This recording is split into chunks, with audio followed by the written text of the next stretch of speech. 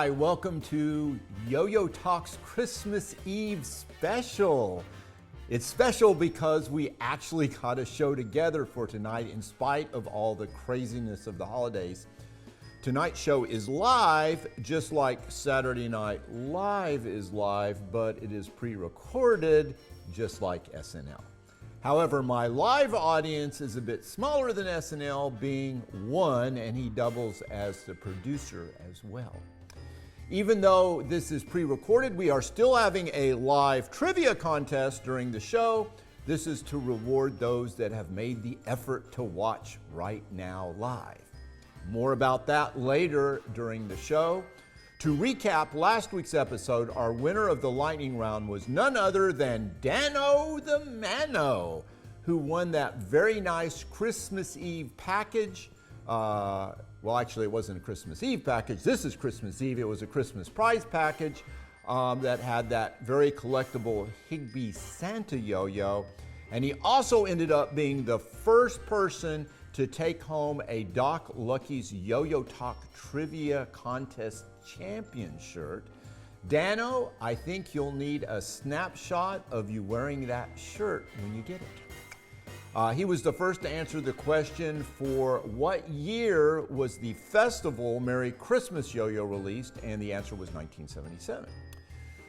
We also had a big surprise winner last week for the final pop quiz, the Nickinator, and the reason he was a surprise winner is that we thought we cut him off the Facebook feed, so at least that's the reason Sean said we had all the Wi-Fi glitches during the last episode, but the Nickinator, being the king of yo-yo trivia, still managed to take home the pop quiz grand prize for the umpteenth million time by knowing the answers to the questions: how many teams did the festival hockey puck yo-yo represent? The answer was 18. And what year was the photo taken from that Spectra Star catalog? What year was that catalog? The answer was 1990. The Nickinator will also take home one of those cool yo-yo champion t-shirts, but that will be the only one he gets because you are only allowed one of those shirts. However, there is a special rule that says if you wear the shirt 100 days without taking it off, the one exception being naked skydiving, you will be eligible to win another one of these fashionable articles of clothing suitable for weddings, church funerals, and bar fights. A quick reminder, you have only 1 week to get a nomination in for the National Yo-yoing Hall of Fame before the nominations close. You can only nominate one person, but anyone can make a nomination, and it doesn't have to be a living person, and it apparently doesn't have to be a real person either. Antoine Brown. So also don't forget to sign up for the Academy of Yo-Yo Arts if you have want to have a voice in who our 3 inductees in the Hall of Fame will be this year.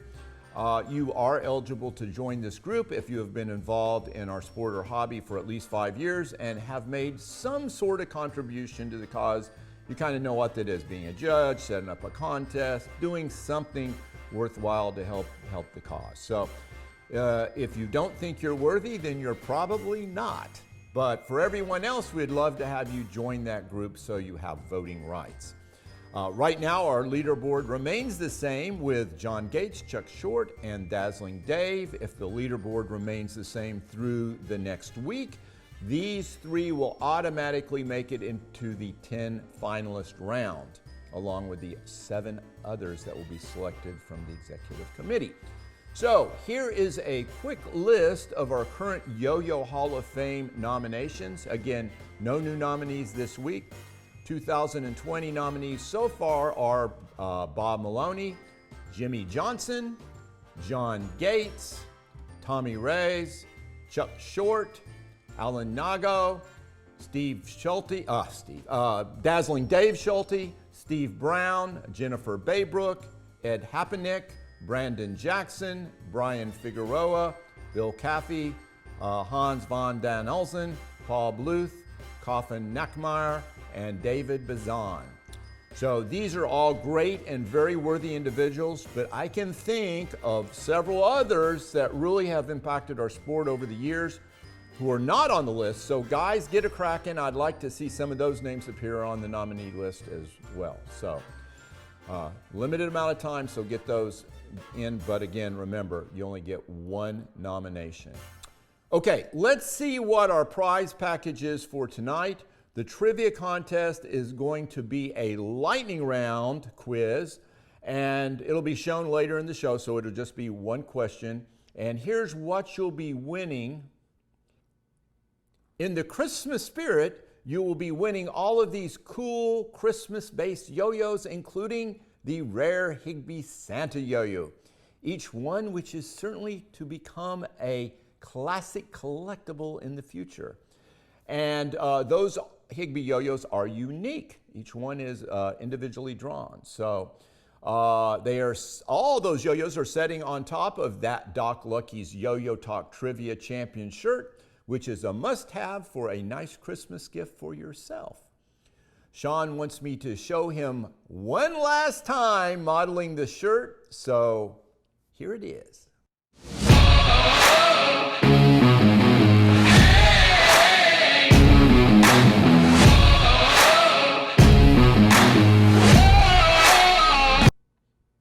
So there you go. That's what you'll be playing for a little bit later in the show. Tonight I'm going to be talking a little bit about things that are not a yo-yo, but maybe they are, and items sometimes advertised like on eBay and other places that describe them as yo-yos, or items that have the word yo-yo in their name but are not really related to yo-yo in any way. So what is our definition of a yo-yo? Well, Webster's dictionary says, a toy consisting of a pair of joined discs with a deep groove between them in which the string is attached and wound, which can be spun alternately downward and upward by its weight and the momentum of the string unwinding and winding. The online dictionary says it's a little different. It says, a spool-like toy consisting of two thick wooden, plastic, or metal discs connected by a dowel pin in the center, which this string is attached, one end being looped around the player's finger so the toy can be spun out and reeled in by the wrist motion. So, is a yo-yo ball considered a yo-yo? In my humble opinion, it is not a yo-yo. It is a yo-yo ball, which is completely different from a yo-yo. And yo-yo balls have been around for a long time. You can think of those hep sports balls from the 50s. And there's several other yo-yo balls out there as well, such as the Knott's yo-yo ball, and then there's some more recent ones which are actually called yo-yo balls. For those that would argue these are a subtype of yo-yo, then I would have to ask, well, if this is a true yo-yo, then is this doll, check this out, is that a yo-yo? Because it has a similar return mechanism in it as well. So is this a yo-yo doll?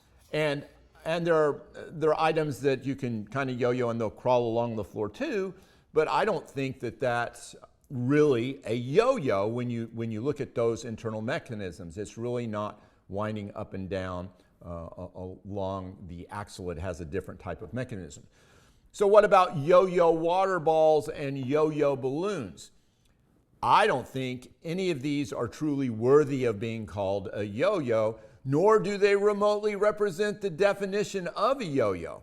Plus, the water balls have been banned in several countries. As you may remember, the stretchy cord had a nasty effect of wrapping around a kid's neck and choking him to death. A very embarrassing way to die, and perhaps worthy of a Darwin Award if you are over the age of 12. Everybody's always yammering on about term limits. We could just send a case or two of these to Congress, and this will weed out the ones that need to go. The drawback is that we might not have anybody left. That's about the only use I can think for one of those yo-yo elastic water balls. So what about yo-yos that are shaped like a ball but function as a yo-yo? And there are many sports ball shaped yo-yos out there.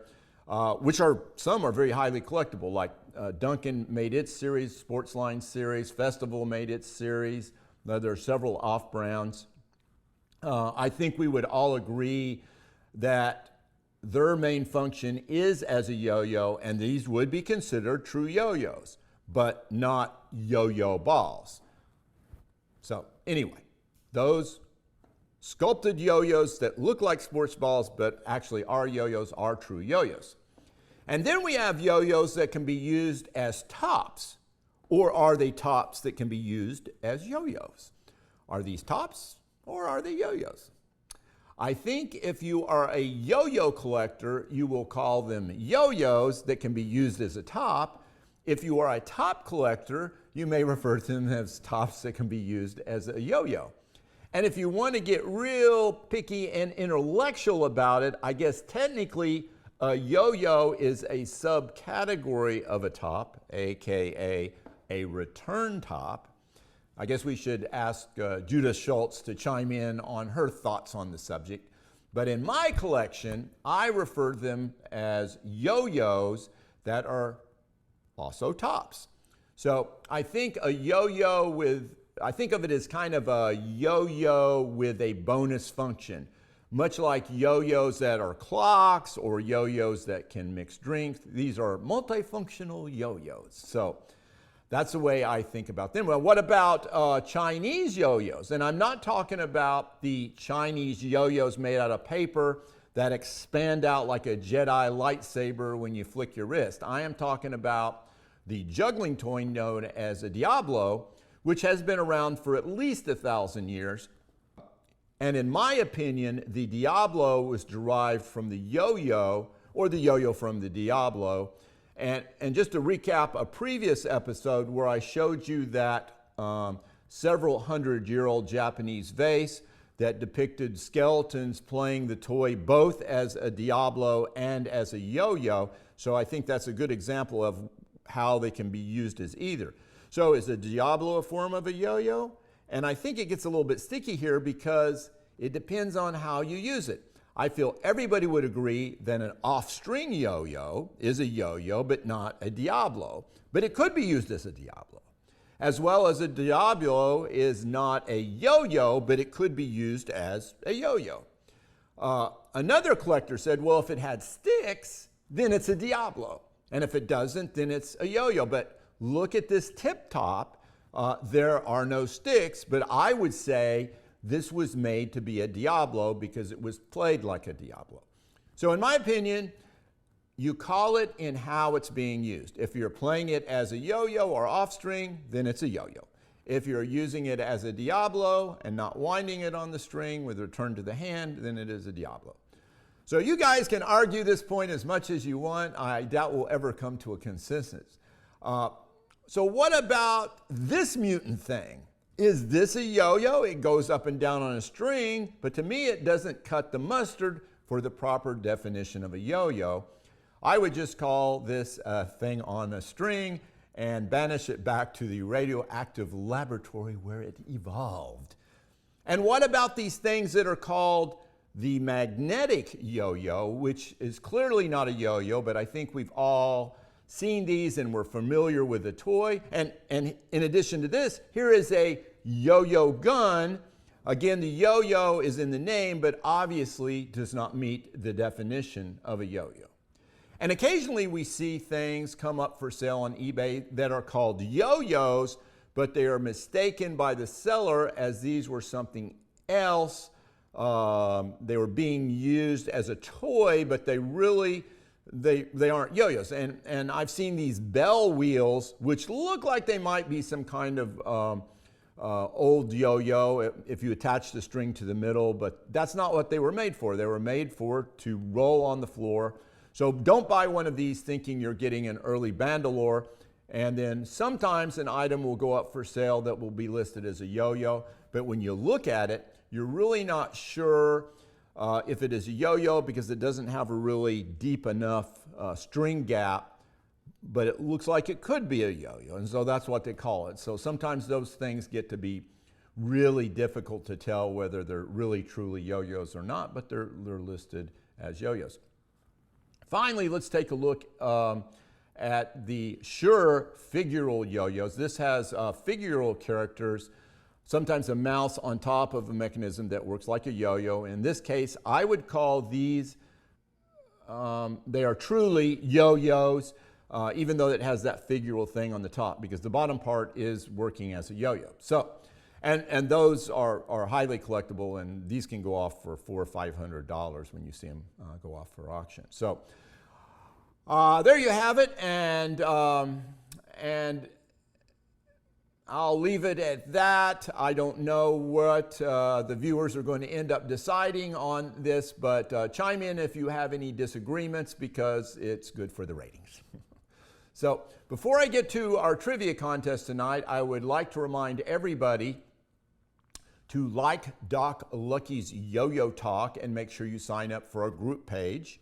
It's easy to do. Just go to Doc Lucky's Yo-Yo Talk and click on the join button. Being a member does automatically put you on Santa Claus's good list, and I know some of you are watching need a little bit of extra help this year. Also, make sure you sign up for our Instagram. That is Doc_Lucky's_yo-yo_talk. We post a yo-yo every day along with some riveting facts regarding the yo-yo. Please don't view our Instagram post right before you're going to bed, because it will keep you up late at night thinking about what you just saw. Not signed up? Well, ignorance is bliss. And just a reminder, all our old episodes are archived on YouTube. That's on the Doc Lucky's Yo-Yo Talk channel. And why might that be important? Did you buy your spouse a mint Flores yo-yo for her Christmas last year? If you did, Santa might be bringing you coal and switches for Christmas this year, which is tomorrow, by the way. What? Yes, you have some last-minute Christmas hours. Sean over there. Sean is freaking out. It is a pre-recorded episode, Sean. You still got a couple of days. You can go change your pants in that bathroom over there. So if you did get coal in the stocking and it wasn't carved into the shape of a yo-yo, actually, that's not a bad Christmas idea. A coal yo-yo for if Santa is not sure if he's pissed off at you or not. Sorry, I lost my train of thought here. I'm not sure what point I was trying to make. Oh yeah, getting coal and switches. You can soothe your psychological injury by binge watching some of our old episodes. Nothing provides more Christmas cheer than that, unless you get a coal yo-yo. I would also request that any of you score some yo-yos tomorrow under the Christmas tree, that you take a quick photo and either email me, post it in our comment section, or post it on the group page, and mention the name of the person that gifted you those precious items.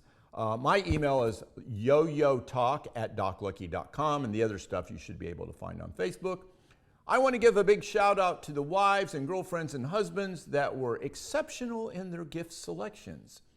They should be honored on Yo-Yo Talk. Okay, it's time for our trivia contest. You've already seen the great stuff you're playing for tonight. You only get one answer on our trivia question tonight. So think very carefully before you put in your answer. No multiple answers. You got to get it right on the first go round. So here is our trivia question for the evening.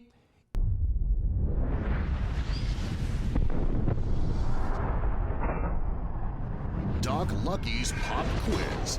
One shot, one champion.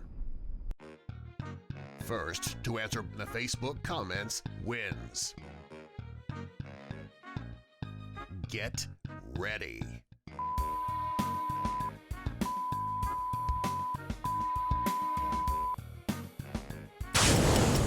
In regular Scrabble, there are 2 Y tiles, 2 blank tiles, and 8 O tiles. How many times can you play the word yo-yo in one game? You can only answer once. It should go quickly.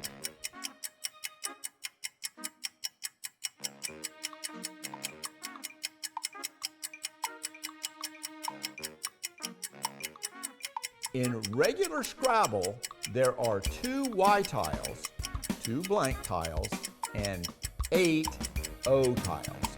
How many times can you play the word yo-yo in one game?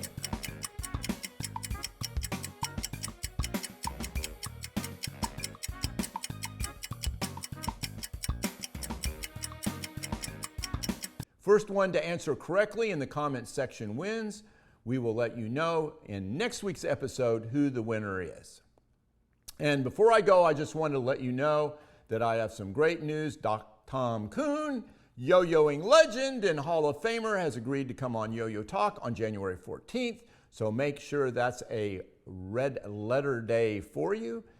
For next week's episode, I'll be doing a walkthrough of my yo-yo collection, so you don't want to miss that. Everyone, you guys have a Merry Christmas, and I hope Santa brings you lots of yo-yos because, as you know, you can never have too many yo-yos. I'll see everyone next week on New Year's Eve. This is Doc Lucky signing off.